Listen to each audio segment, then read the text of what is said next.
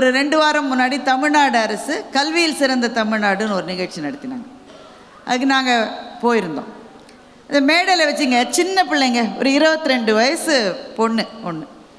அந்த பொண்ணு அரசு பள்ளியில் படிச்சிருக்கு. வசதியான குடும்பம் கிடையாது, அப்பா அம்மா ரொம்ப படித்தவங்களே கிடையாது. அப்போ தான் வேலை கிடச்சிருக்கு.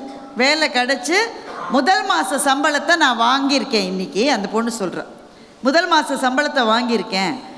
அங்கே அமைச்சர்கள்லாம் இருக்காங்க, முதலமைச்சரே இருக்கார். சம்பள செக்கை ஒருத்தர் கையிலேருந்து நான் வாங்கணும்னு ஆசைப்பட்றேன்.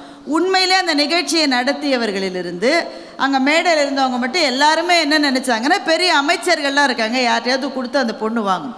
அந்த பொண்ணு சொல்லிச்சு, இந்த மேடையில் எங்கள் அப்பாவும் அம்மாவும் எங்கேயோ இந்த அரங்கத்தில் இருக்காங்க, எங்கே இருக்காங்கன்னு தெரியல, அவ்வளோ கூட்டம்.